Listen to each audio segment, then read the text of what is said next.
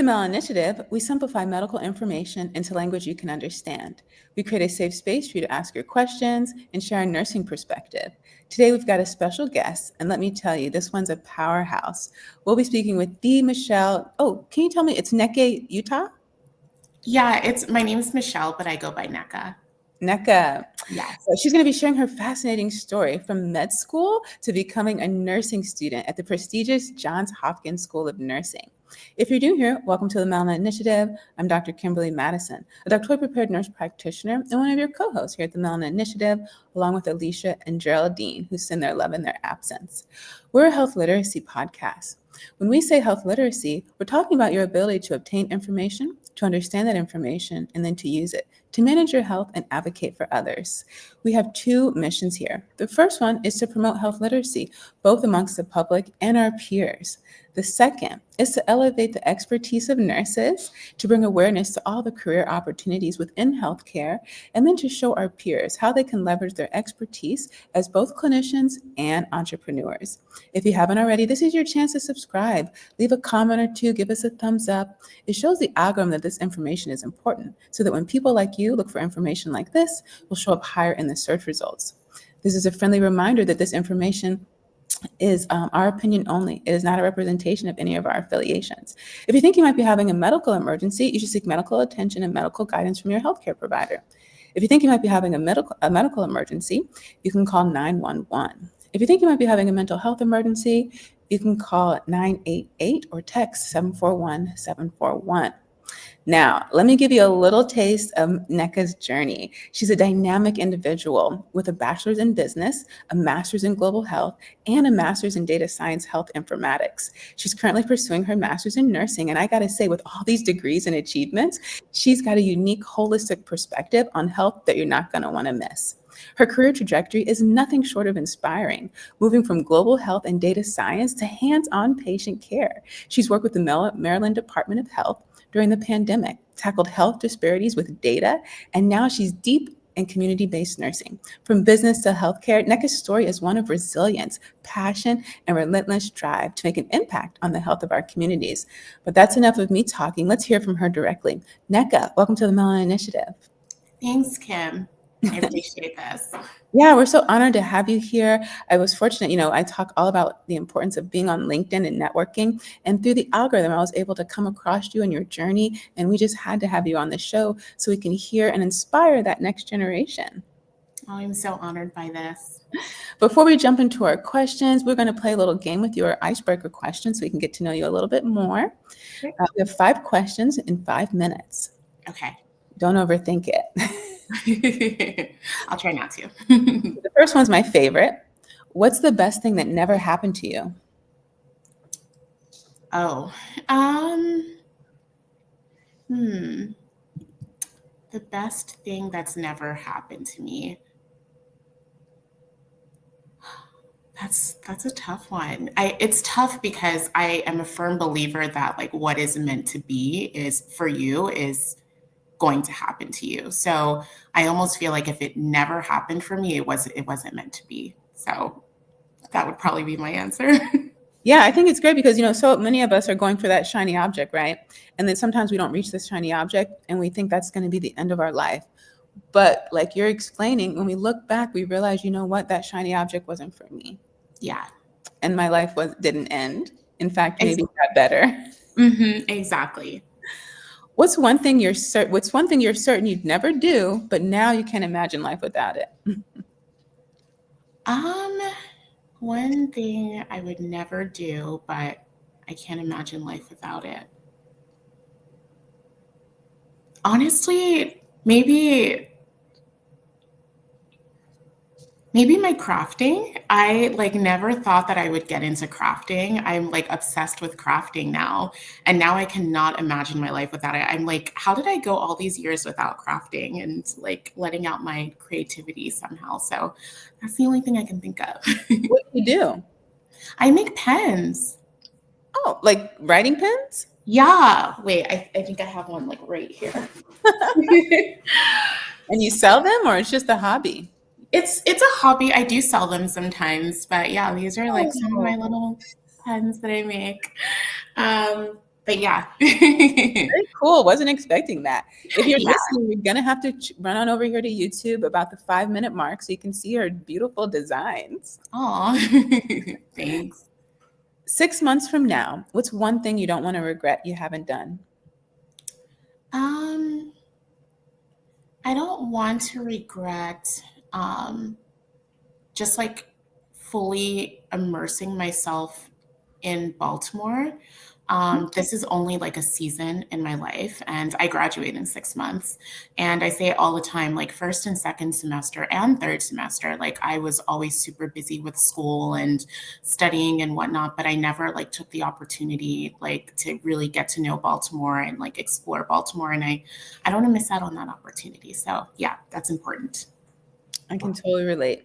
What's one myth you used to believe that held you back? Um,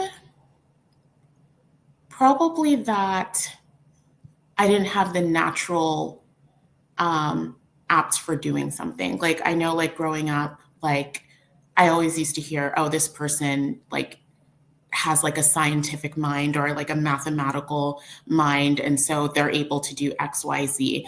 And I always felt like if I don't have that, then I'm not able to do it. So, yeah, I would probably say that. And so I had a lot of fun giving you your flowers. Who would you like to give their flowers to? I would love to give my flowers to my mom specifically. My mom is a neonatologist. She came to this country in 1989, and she was a physician in Nigeria, and she had to come over here and take the ECFMG and become an American physician like all over again. And she had to do residency. She gave birth to me on the floor. And she's just such a hardworking woman. And I think she instills that in my younger sister and I. And also my brother too, but just specifically the girls. I think we all have that like go-getter personality because of my mom. So I definitely want to give mommy her flowers. That was beautiful. And we're going to hear all about your go getter personality. So, I've already shared with the audience how your resume is incredible: business, global health, data science, public health, and then you pivoted to nursing. Walk us through that journey. What motivated you to make these transitions? Yeah, so I had a very unique journey. Um, in high school, I really wanted to be so much like my mom, and I wanted to become a physician. And that was always my goal since like maybe senior year. But unfortunately for me, I grew up in like a predominantly white area. So because of that, like I felt that I was very different from my other classmates, and I was like bullied all throughout high school. And because of that, I just like never wanted to be in school. But it's not that I didn't enjoy school, but I just didn't want to be there because I was just always bullied. And because of that, like my grades were slipping more so due to like me not wanting to be in school. And so I think my like academic advisor at the time had told me like, there's no need for you to go to college. Like you should go to like cosmetology school.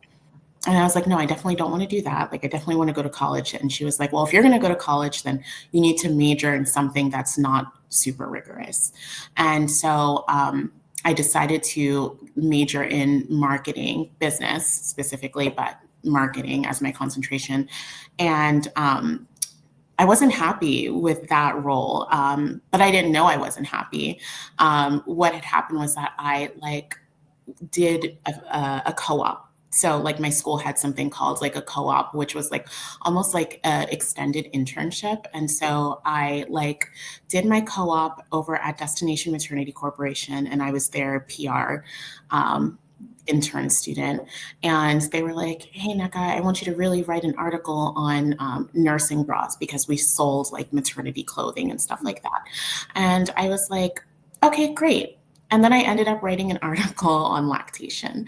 And that's how I knew I was not in the right field. They were like, Naka, this is great, but like we didn't ask you to do this. Like we wanted you to write about nursing bras, not lactation. But my mind was like so fixated on more like the medical side of it.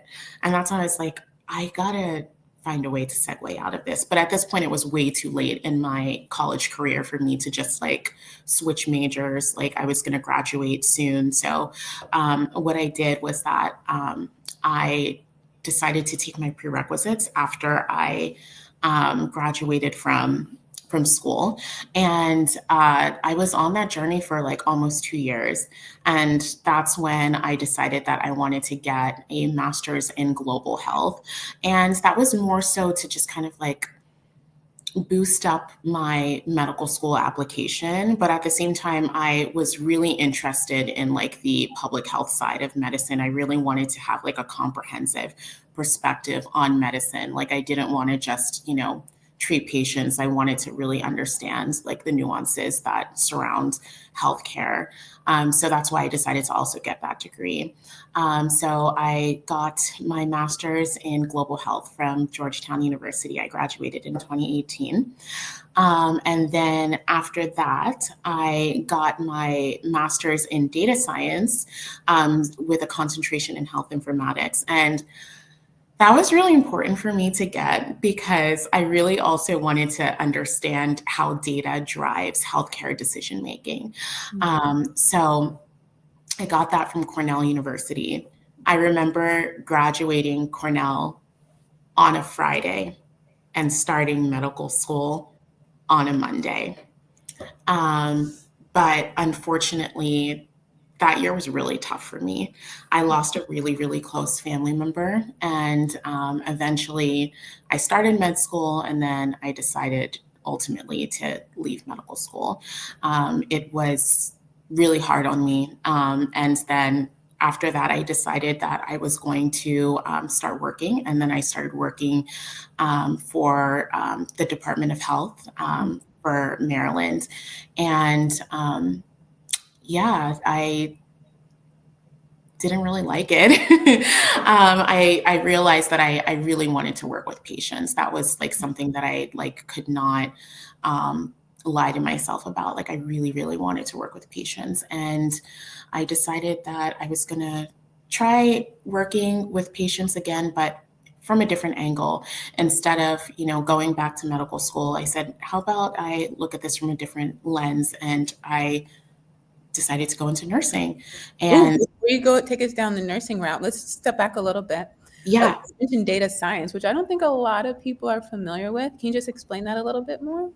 Yeah, well, data science is a huge field. Like it's a general umbrella. The area that I specifically worked in, we were actually using data to build the infrastructure for Maryland's healthcare system. So I don't know if you've heard of like Epic or like a lot of these like, systems that they use in the hospital. For those who don't know, that is just like our electronic medical. It's one of the popular. It's a brand name for an electronic medical record. Yes. And so we were working on the data monetization strategy. And basically, a lot of Maryland's healthcare organizations are not modernized at all. They are still using paper records systems. And so our goal was to make sure that all of Maryland's facilities eventually, by the target goal that we had, were modernizing their systems by implementing like EHR systems and things of that nature. So yeah, that was the specific area of like data science that I was working in. But it's a huge umbrella. Thank you for explaining that. And so you've gone to some very prestigious universities, but in the midst of going from one place to the next, what were the mental challenges that you were facing? Because it's tough to make decisions and to pivot. We get through it ourselves and we say, okay, look, I'm going to make this change. This is the best thing for me. I know it's going to be better. But sometimes the people around us start to lose a little bit of confidence and doubt, or they're still pushing us to stay there. How did you manage that? I think I've always been someone that when I want to do something, I'm going to do it regardless of what people have to say about it. Oh, I definitely heard it. I heard I mean, I'm Nigerian, and they always say about Nigerian aunties, they'll say, when are you getting married? Like those, like they'll just, they're like, more schooling, another degree, where's your husband? Mm. So like I heard the comments as the journey, progressed. But I think ultimately, I'm just one of those people where I don't really care like what anyone really has to say. And it's kind of like I had to have tunnel vision, and just kind of block everyone out. Yeah, that was the only way I was able to get through it. Even through nursing school, when I told like some of my family members that like I was starting nursing school, they were just like, this is ridiculous. And I'm like, it's okay. You don't have to understand it. But once, I'm there, you'll eventually get it. So yeah. Yeah, that tunnel vision is actually really nice. I think for me personally, I also struggled when I was in school for a bit and pivoted big time, big pivot. Some people are still asking about that original decision. I want to be a dentist. So it's been like 20 years since I changed decisions, but some people are still asking about dentistry, right? And I just knew like, look, this isn't for me. I'm going to keep at it till I figure it out. I know I'm going to stumble along the way, and I'm okay with stumbling. But if I stay in this environment, it's going to be tough because some people have to see it before they believe it, right? Yeah. And I was all about, I already believe it and I can see it here. And for me personally, I had to leave the environment. That's how I got my tunnel vision. So Mm. for someone listening, because actually I'm right here in Houston, I just had a meeting with some people who are from Nigeria, and she was saying, when you grow up, you have three choices: doctor, engineer, and lawyer, right? And we know a lot of people are watching this Yeah. who who can relate to you, right? So they're listening to you. They're hearing from their aunties. They're hearing this lawyer, doctor, engineer, and you're telling them, I just have tunnel vision, and I just ignored them. So what can you say to them who are struggling with that? I think you just have to just when you have your own vision of your life, Mhm. you have to just block everyone else's vision of your life. You can't let somebody's vision of your life supersede the vision you have for your own life. It's funny because during Thanksgiving, I had an uncle that came over, and I hope he doesn't watch this because no shade, but he he came over and he was like, "Oh, Nneka, what are you doing now?" And I was like, "Oh, I'm in nursing school." And he was like, "Oh, that's great. So after this, you're going to med school, right?" And I was like, "No, I am in nursing school." And he was like, "But you're not gonna stop at nursing. You're going to go to med school after this." And I was like, "No, like nursing, it's its own category. That there is no like, do I want to get a DNP after this? Yeah, sure, maybe.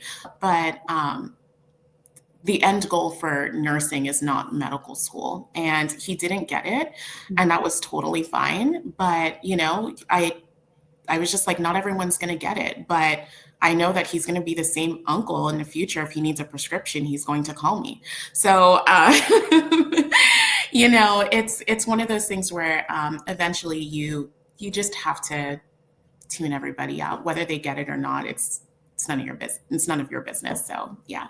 Mhm. How do you get your own vision when you have so many voices?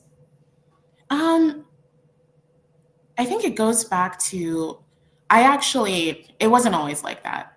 Mm. So I would say that some of that came from like learning more about myself. I would say that like after I lost my family member, I like would say that I like mentally I was in the lowest place in my entire life, and I needed something to get me out of that low point. And what I would do is that I would start crafting these like pens, and when I'm crafting Mhm. them, it like just it makes me like feel centered. I feel like back to myself, and like I'm able to like collect my thoughts and think about like what has bothered me this week, and things of that nature. So I think that like when I'm just like really like in my own zone, whether it's like when I'm crafting or just like alone by myself, like in my apartment, it just helps me like just like center within myself and just like stay like I don't know what I'm trying to say, but I just feel like I'm able to like zero in on my vision when I'm just like by myself. And that's really why like having alone time is really important to me. I used to be someone that feared being alone. I just always needed someone around me, whether it was like my little sister, my friends, or my parents, whatever. But now I actually really embrace like that, like alone time, because like I'm able to just like really like check in with myself. So yeah. Thank you so much for sharing that, and for sharing about the loss of your loved one. Your pins have so much bigger meaning now than Yeah. when we first started the episode. Yeah. And by the time your show comes out, the audience has already watched our episode with Dr. Farah Laurent, the Doctoral Prepared Nurse. We did an episode on loneliness, and we talked about the same thing you just mentioned, which was inspired by an episode with Oprah and the surgeon, the most recent Surgeon General. Now they are professed introverts, so of course they love alone time, right? And they promoted it, and I agree. I'm an ambivert, but I think it's so important to get alone time in order to hear your own voice. Yeah, for sure. Yeah, and and to your point, it can be something that you have to. It's like a skill you have to do. You have to get used to it, especially if you grow up in a big home and there's always something going on. It can be uncomfortable. It can be scary to be Yeah. alone. So we empathize with that. But a little bit of practice, and I think you can get there. And I just think it's so hard to hear your voice when everyone else is talking. Exactly. And so yeah, take us into that nursing phase of your life now. Yeah. So I remember when I was applying to nursing school, I was like very scared. I was like, oh my gosh, like, am I going to get in? I cannot believe this lady has already told us she's a graduate of Georgetown. She was a graduate of Cornell, and now she's worried about getting into another program. I don't know. Like, I think that when I thought about nursing, I thought that like, I don't know. Again, it goes back to like the thoughts that I had earlier. Like if you're not like naturally a part of something, if you're not naturally a part of the community, you don't deserve to be there. Like it's almost like a imposter syndrome thing. And it's something that I continue to like grapple with, but it's getting better. Like it's getting better. I'm not as bad as I was before. But yeah, I was nervous. I was like, oh my gosh, am I gonna get in or whatever. And then I remember I applied. Hopkins was like the first school that I applied to, and like I got in, and I was really excited about that. And I liked Hopkins' program because it was ideal for the stage that I was in my life. I'm like in my early 30s now, so like I knew I didn't want to like do a BSN because I just knew like it was going to take longer than I wanted. So I, really like the program that I'm in. And then there was an opportunity as I got into nursing school. That itself was also an interesting experience. You probably heard a little bit about it in my interview that I had with Hopkins, but I was a very timid student first semester. I remember foundations lab, like we had our IV sign-offs, and like I don't know how I did it, but I like broke the IV bag, like just liquid spilling everywhere. And I was like, well, I'm never going to touch an IV again, and I'm probably not going to graduate nursing school if I can't do an IV. Like I was just so defeated. And then an opportunity presented itself where we received an email asking if students wanted to be part of a pilot program. And Hopkins was testing out this pilot program. It's never been done before. It was a pretty novel idea where they had this like community initiative where a group of students do all of their clinicals within the community setting instead of the typical in like hospital setting. And I signed up for it and I got in. And what was the name of the program you were in? Because it sounds like you said you didn't want to start the bachelor's. So what program did you apply to? For nursing school? Yeah. Mm-hmm. Like entry? Yeah, master's direct entry into nursing. Yeah. Okay. And it's just master's, or is it attached to the DNP? No, it's not attached to the DNP. It's just a master's. And then, but many of our students, go on to applying to the DNP later on. So yeah. And you're full-time or part-time? Full-time. Okay. Are you working too? I am not working right now, but yeah, I needed that time to just like focus on like being a student. Yeah. It's a blessing. Eat it up. Yeah. And so how long is the program? It is 16 months. So I graduate August of this Okay. year. So Yeah. straight through, no Yeah. summers. Okay. You like we have little breaks, like we have the 6 months, not 6 months, 6 weeks off, but yeah, that's it. Mm. And did everyone get this email that you're referring to? Everyone got it. Only 8 of us were selected. And it was another application process?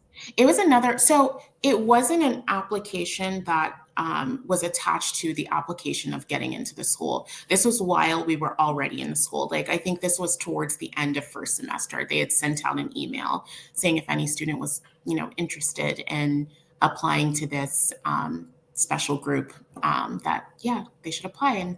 And I did. Congratulations. But did you have to complete an application, get a recommendation, or anything like that? I'm trying to remember. So I think the application was fairly simple. You just had to just talk about why you wanted to work within the community, and write like a little essay, and that was it. I don't think there was any sort of recommendation, like you needed a letter of recommendation from anyone. I don't think you did. Yeah. And this is the pilot. Yeah, this was the pilot program.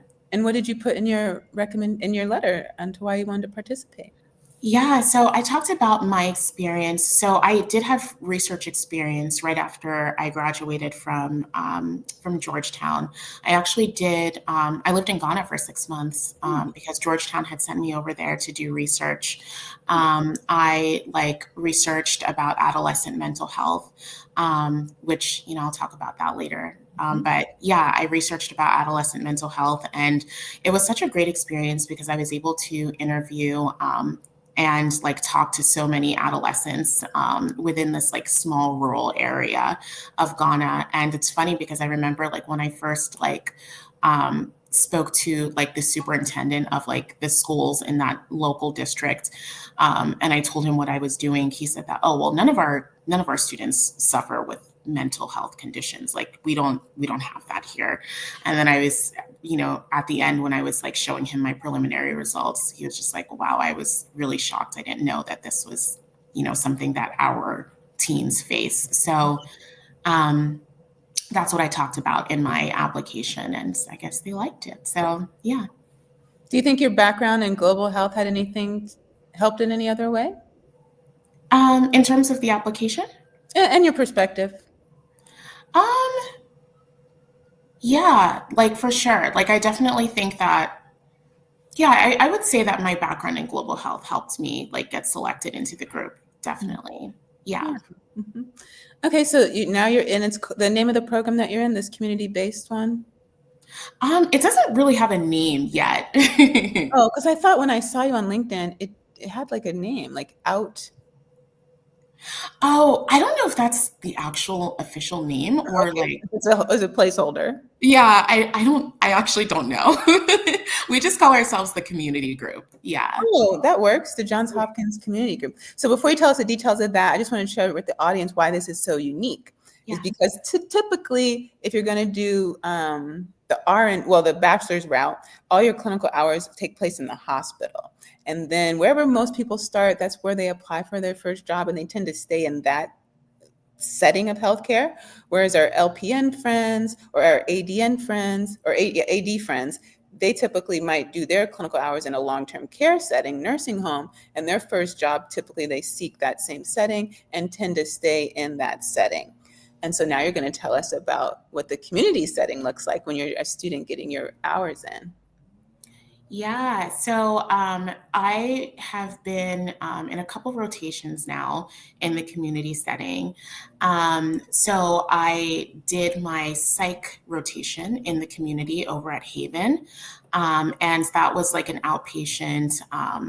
That was an outpatient facility for individuals, experiencing psychiatric disorders, and that was a great experience. I want to go into psych, which is why, I mentioned that earlier. I want to go into psych, and I had no idea how psych is approached from an outpatient perspective. I think I only had my idea of what I thought psych was like from an in hospital perspective, but I just didn't know what it was like outpatient. So I thought that was really interesting.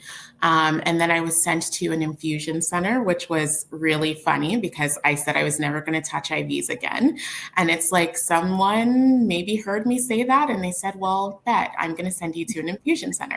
And I loved that experience because I think that was what made me become more of a confident nursing student because I had already told myself, I cannot do this. Neka, you're not good at IVs.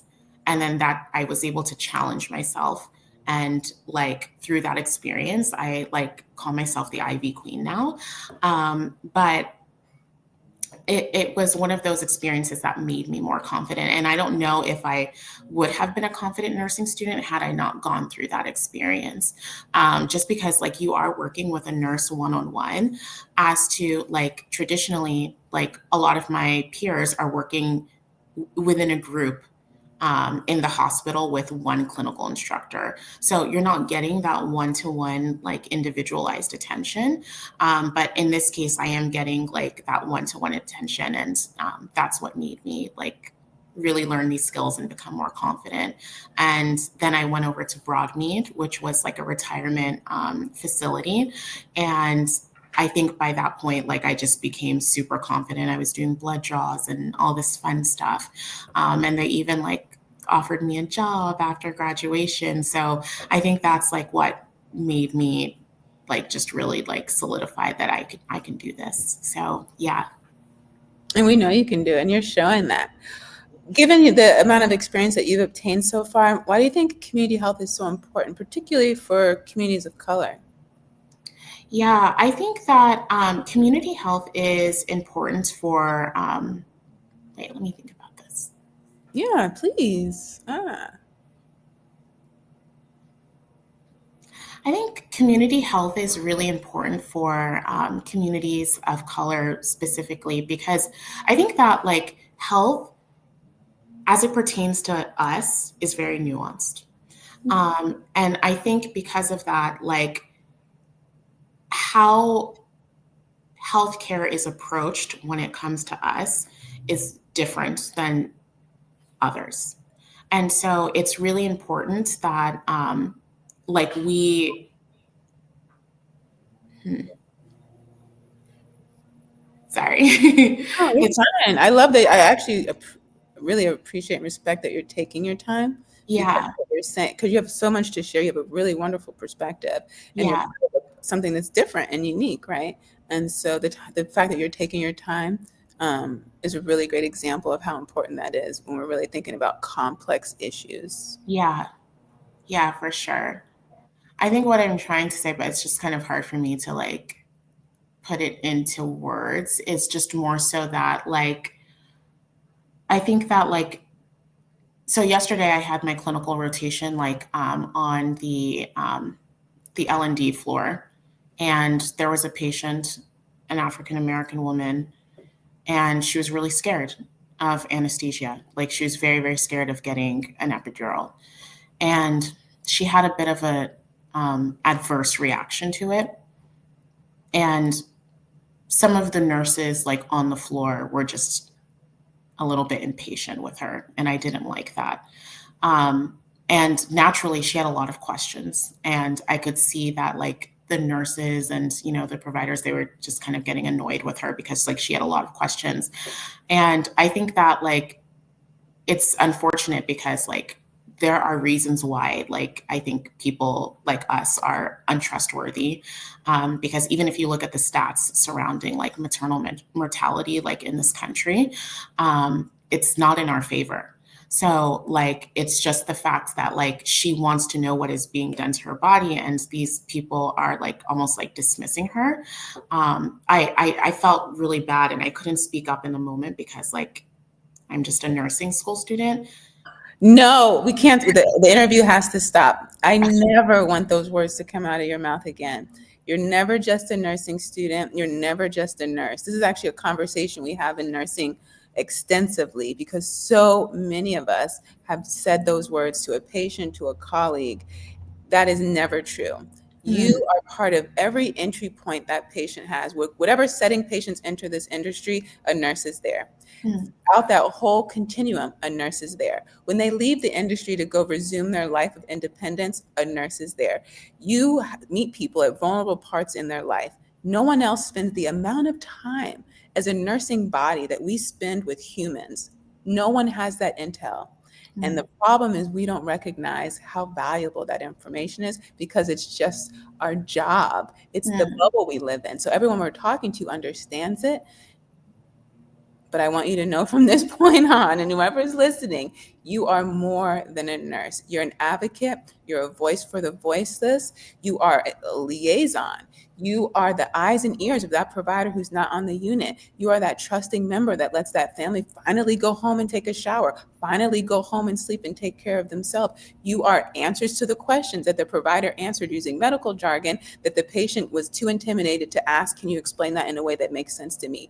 You are professors. You're answering calls. You're supporting students through their journey 24/7, every day of the year, every holiday. There's a professor answering an email, answering a phone call. Even when the school says the student's responsibility to get a preceptor, that professor is out there helping that student. It falls on the shoulders of nurses everywhere. We are and always have been the largest segment of the healthcare workforce, and we are more than the nurse. Yeah, that was important to hear. That was my soapbox. That was really important to hear. That was a triggering. No, I like that was so important to hear because I was so annoyed yesterday because I was like, why isn't there any patience for this patient? Like, I just feel like they were being very impatient with her. The woman is giving birth, and this is her first child in many, many years. Like, she has one child, and like, she's giving birth again for like, it's been over a decade since she's like given birth. And I think that she just needs to be reminded like what's going on and be walked through the process. And I didn't like that they were being a little bit short with her. And I think that's why it's important that we, going back to like your question, I think that's why like, community nursing is important because it's like, especially within our community, because I think that like we can really take that time to like be there for the patient, advocate for the patient, and like have that one-on-one time with a patient that maybe like we don't necessarily have the time for in the hospital, but from a community standpoint, in the community setting, you do have a little bit more time with the patient. And specifically for like our community, you can just kind of like talk with the patient and like just sit with them and, just get to really like work with that patient and help meet their needs more than you can, I think, in a hospital setting where you have other patients and, you got to go after a couple minutes. So, yeah. Yeah, and so you're in a unique perspective, and you've demonstrated a lot of intelligence and brilliance. And so I know I can ask you this question.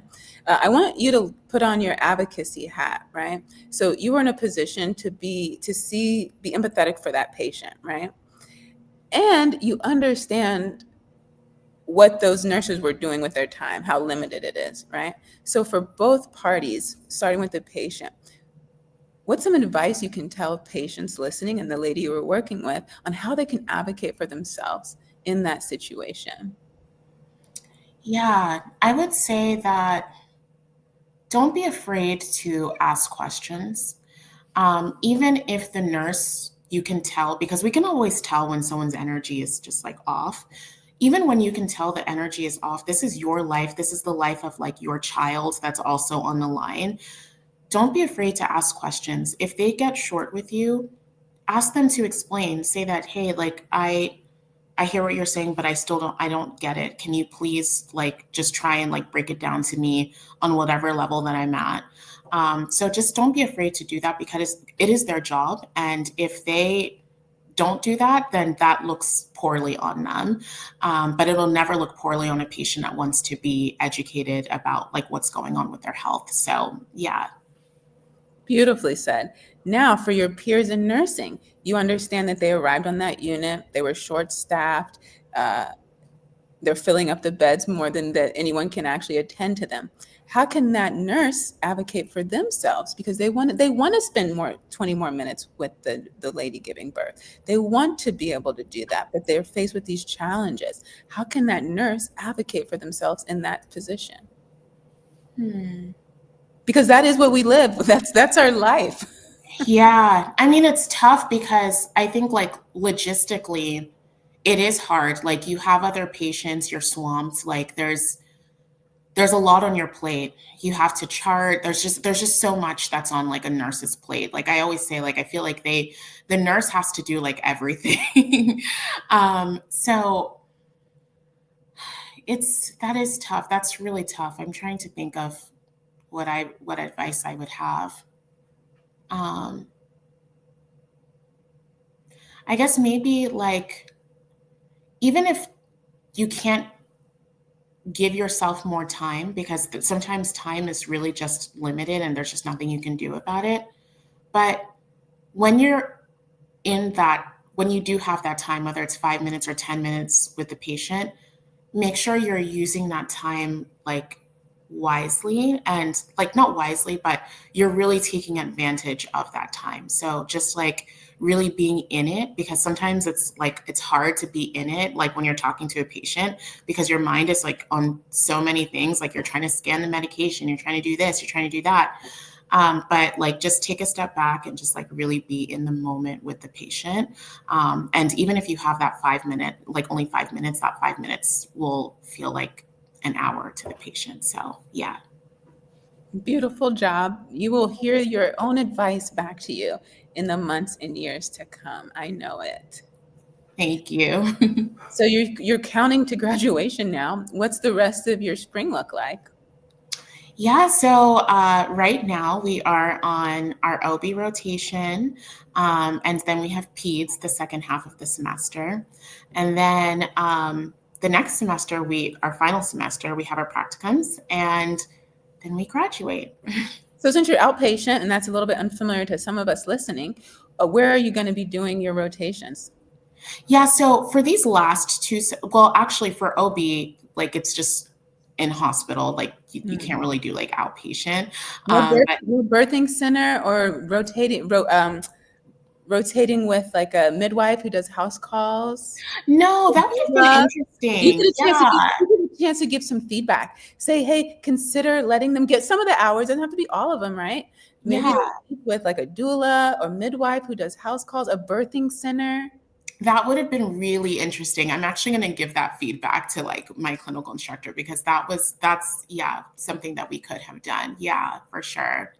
But yeah, no, we're just inpatient for OB and for peds, we're inpatient one time.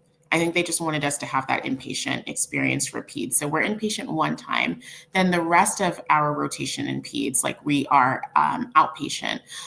So I am going to be placed in a school. So yeah, that's what it's going to look like. Did they share their vision on where they see you going? Because I started this conversation sharing with the audience. Typically, wherever someone gets their clinical hours is typically where they start their career.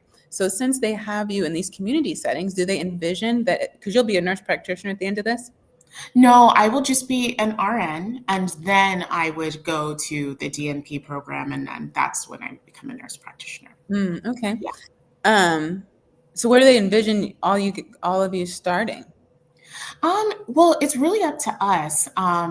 Some of us in the community group still want to work inpatient. Some want to work outpatient in the community. It really just depends. Yeah, so I know for me, that's still something that I'm like kind of toggling with.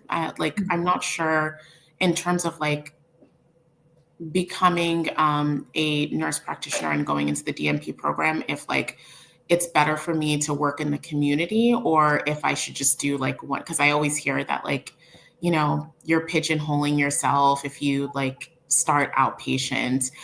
So you should, just try and get like a year or so inpatient. So it's something that I've been thinking about, but yeah.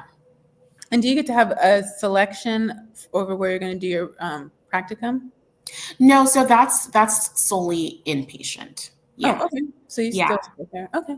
Yeah, and Yeah. a lot of our friends, they can certainly let us know in the comments what they think in terms of that pigeonholing. It's debatable. Yeah. Yeah.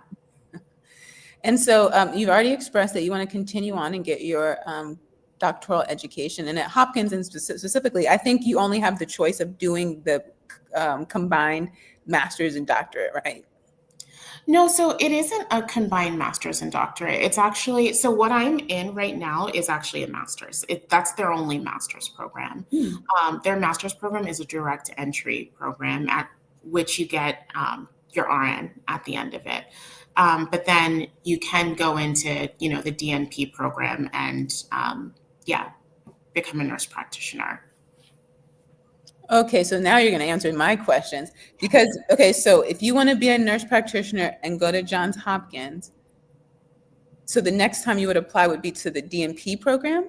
Yeah, they don't have a master's of NP program. Like they just have a DNP. Yeah. And then their DNP is only for nurse practitioner. Meaning like you're going to like, sorry, are you asking like their DNP is to become a nurse practitioner? Is that what you're asking? Yeah, because you can get your DNP and not be a nurse practitioner. You can go executive route. Yeah, so I think they do have a track if you want to do something like the executive route. I think they also have like a PhD track, but then they have the NP track as well. So I think it's like divided into like nurse anesthetist, DNP in psychiatric nursing, family nurse practitioner, and like a couple other tracks. Yeah. Okay. Yeah. Okay. Well, thank Yeah. you. Yeah. So what's motivating you to continue? I really want to work with patients, but more on like a provider level. So that was why I wanted to like take the DNP route. I think that like working as a psych nurse is great. However, I wanted to take it like one step further because I really wanted to have like autonomy like over like the care that my patients receive. So that was why I wanted to go the DNP route. Yeah, and I want to clarify because you can be an MP and not get a DNP. It just happens that at Hopkins, that's the way they've done it. Yeah.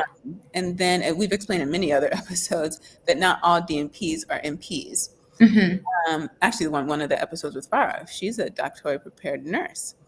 And then you said something else, and I was going to talk. Oh, so when I was very early on, I was deciding on whether I was going to do the PhD to DNP route. And just exactly what you just said is why I went the DNP route. Now, I toggled back and forth because I was going to do the dual program. And then I even talked to one PhD professor, one DNP professor to get a little bit more perspective. And we're having this conversation on LinkedIn right now, how confused students are when they enter the DNP program for two things. One, they have to do a DNP project, conduct research. And so we spend a lot of time explaining that the research they're going to do is not generating new knowledge, right? That's the PhD nurse, like our TMI alumni, Dr. Kimberly Souffrant at Mount Sinai. So she is an NP. Her master's is as an NP. She works in emergency medicine. She went on to do her doctorate as a PhD. So she still practices as an NP in the inpatient emergency room with a PhD. Oh, interesting. And she teaches and conducts research, generates new knowledge. So there's a question that needs to be answered, they're finding it for the first time. What we were seeing is that she finds this information in 2025, and it was taking nearly 20 years to reach the patient. So they introduced the DNP to help decrease that gap. So now she's come up with a wonderful answer, but we know in clinical settings, not everything works in every setting the way you imagined it. And Right. so as the DNP, we take this information and we say, well, over here, they have a wealth of resources. So this is how we're going to implement this information. Over here, they're really struggling for resources. So we're going to tweak it and implement it here. And then in a short period of time, we're going to come back and evaluate if this is working. If not, then we're going to change things around. That's one way the DNP graduate can provide value. Yeah, I think it's The impression that as a PhD nurse, I could only do research. That was where I didn't have clear understanding, and where I think the messaging in nursing that we give to our students is also a little muddled. I agree with that. I think it's definitely confusing. It's a confusing process because I think I also had the same thought. Like, I wasn't sure if a DNP automatically meant that I was going to become an NP, and it wasn't clear at first. I think they kind of like explained it during orientation, but yeah, it definitely wasn't like clear messaging. So yeah. And as you were talking, so I'm so glad we've been talking about this, because as you were talking, I was going to say, just given your track record, what it sounds like you're interested in, I would encourage you to take a little bit more time and look into that PhD route, because Okay. you can still practice as an NP and take care of your patients. But the Yeah. kind of thinking that you have, the kind of research you've already been doing, I think you would be really interested in being part of that initial knowledge. I I think see.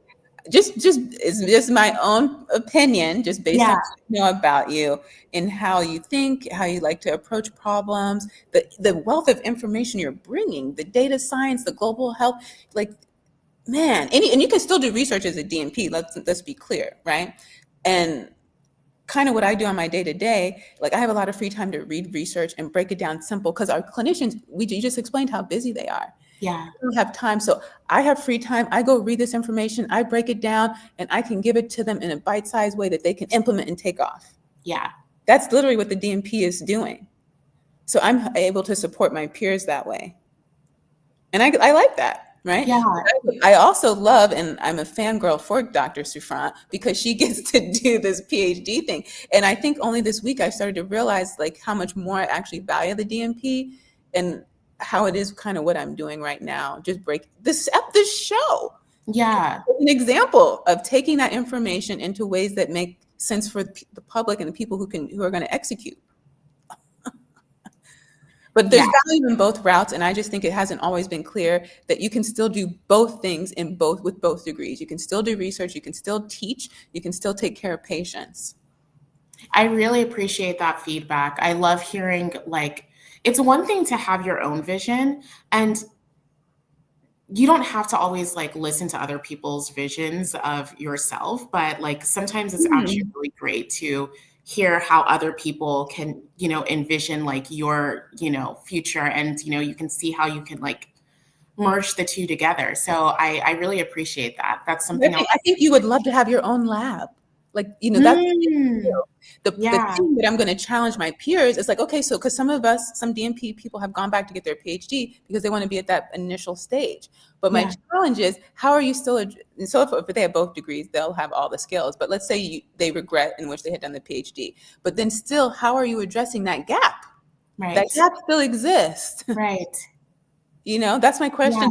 I just came up with this question this morning, because it's like I have been on the fence about I have been on the fence about going back until this week, when I realized like actually what I'm doing is what I'm doing is the DMP has helped me do that. And I can mhm, still go and collaborate with my PhD friends. Actually, shout out to Dr. Wendy Mayo. She works, I shout out on LinkedIn, and I just said, hey, I want to be connected with some PhD trained nurses or students who are doing research in dermatology. And she connected me with some people. And I was like, that's how I can get this done. very interesting. We can collaborate. That's actually what Kimberly does. And shout out to her and Dr. McCamey, because at Mount Sinai, they have a train program. Oh my gosh. So they have a train program because there's this initiative to get more PhD and DNPs collaborating. And so that's how I met Dr. McCamey. She started this collaborative at Georgetown. I read the Mhm, newsletter and I wanted to be part of that thing that I just heard about in lecture. And so I reached out to her, saw she was a Black female, became a fangirl ever since. And I could never attend those collaborative meetings because it's work. But years later, now you have Mount Sinai. Kimberly and Dr. McKamey kind of collaborate in that way. They help kind of support one another. But anyway, you have PhD and DNP students working together. so cool, so cool. Yeah. I wonder if Hopkins, and that's something I'll look into. Like, I wonder if there's like a dual degree. Like, could I do a DNP and a PhD at the same time? That's what Yeah, I I don't know if think. Hopkins has one, but they do exist. And I was looking at, I want to say, I only had two schools in mind because this was my thinking process, was Duke and I think Georgetown. I don't Oh. know if they still have them. Yeah, hey. But yeah, look into that. I'm so glad our conversation went in that direction because we're Yeah, literally having this conversation right now on LinkedIn about how confused students are. And I think it's because of the people telling them are also confused. right, exactly. Exactly. Especially if you only do your route, you only know your route. Yeah, I And so that's agree. why I was so grateful when Dr. Safran came on, is she literally opened, I mean, I was like, you're still seeing patients? That's Yeah, what I wanted to do. And I still right. wanted to still do research. And I think a lot of like students, especially like Black students, would really benefit from this as well, like this information and getting this kind of information out there. Because I think a lot of us, like, we talk, like, at least in my program, like, we talk amongst each other and we're just kind of like, okay, what are you doing after graduation? And, it'd be really nice to have like these mentorship sessions where, like, maybe like, somebody can help give us like options, because I think a lot of us just kind of think we can only go one route, but it seems like the options are kind of like limitless. So yeah, that would be a really cool idea to somehow like implement. Yeah. You know what? I'm going to take you up on that. And shout out to Dr. Amy. Ooh. I think there's not too many episodes that go by that her name doesn't come up.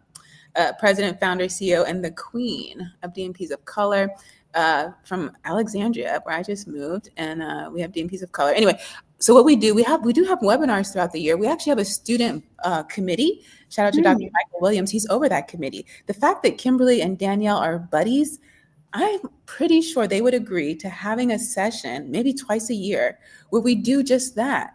And they both are coming from powerhouse universities. There's no way we don't get a huge turnout for these webinars where we help explain the different tracks and just answer everybody's question. That's my problem with these presentations. We don't answer, there's not enough Q&A time.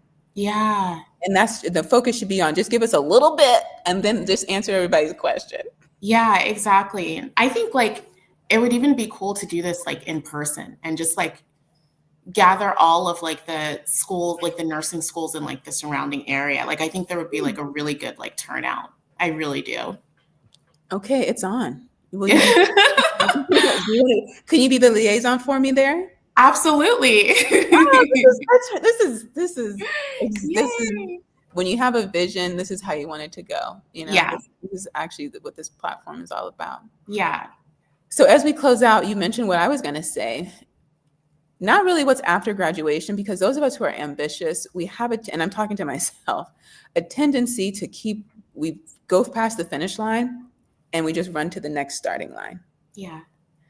So I'm not going to say what's next in terms of the next decision you're going to make, the next school or program. I want to know what's next in terms of your way of recognizing your achievements and taking care of yourself.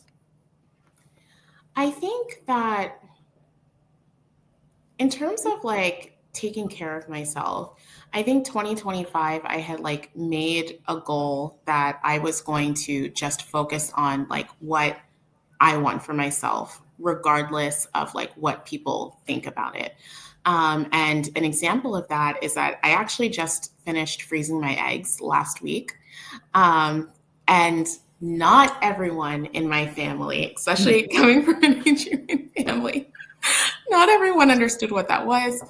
Everyone, like, there were some people that were like, what on earth are you doing? Like, Chinedum Chukuma, like, your daughter, she's going off the deep end at this point. But, I made that decision for myself, and I was so incredibly happy that I did that. It took the pressure off of needing to like meet a certain timeline. And now I can just go through school and my career and, just not worry about that aspect of it. And that was me taking care of myself. And I want to make more of those decisions this year. I grappled with that for a couple years now. I went back and forth, and then I was like, do I need to do it? Do I not need to do it? And I was just like, you know what? I'm just going to do it. And yeah, I did that last week, and that was great. So yeah, that's what this year is going to look like for me. It's just going to be me making these bold decisions for my life, and yeah, just taking life head on at this point. Thank you for sharing that. I think just maybe 5 years, that's just going to be so normalized in our conversation. I just see that just being such a normal part of life because it does dictate how women make decisions. That's a real fact. Yeah. And so that's a wonderful way to close. Me and you are gonna chat about egg freezing more. It's an episode we want to do on that. I think someone's already actually signed up to talk about it, but Yeah. I think it's super important. We think it's so important, and I'm so glad you actually went there, because sometimes we talk so much about the medical and clinical part of our lives, and not enough about the personal. And it's very important. Yeah. How can our audience connect with you? You can find me on LinkedIn. Yeah. Um, Hey. my LinkedIn is just my full name, Michelle Neka Chinedum Ucha. And I guess maybe on TikTok. My TikTok is spoken at Neka. So yeah, that's it. Wonderful. You've been such a delight. And it was so great to have this kind of conversation with you and go on all the different paths that we did. And I think it was really informative. And we look forward to our follow-up, where we have our DNP PhD Q&A, Right. Hopkins and Mount Sinai. Come on now. Yes. Woo. We'll have all your information in the description box, as well as how people can connect with you. Remember, everyone, you can email us your questions and show ideas to tmi.melanin@gmail.com. If you haven't already, this is your chance to subscribe. Leave a comment, hit the thumbs up, rate us on Apple and Spotify. It lets the algorithm know that this information is important, so that when people like you look for topics like this, we'll show up higher in the search results. At the time of this filming, we release new videos every Sunday at noon Eastern on YouTube, LinkedIn, and Facebook. And we drop the audio at 5 a.m. so that our night shift friends can be the first to get something and not the last. And maybe one day someone will play it during huddle and tell us about it. We thank you all for watching. We'll see you next time. Bye.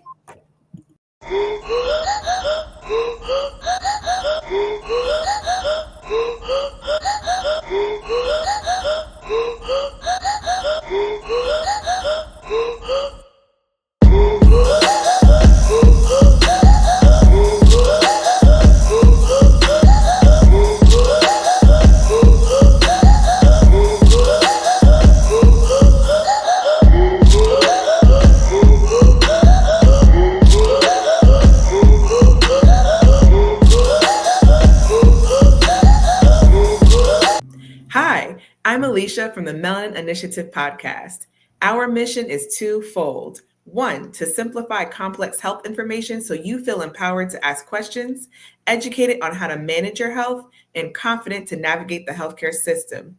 And two, to elevate the expertise of nurses, spotlight the diverse career opportunities within the healthcare industry, and inform our peers how to leverage their expertise as clinicians and entrepreneurs. In less than 2 years, we've grown to over 50,000 views and 1,000 downloads, with an international audience spanning the US, Canada, the UK, Australia, and more.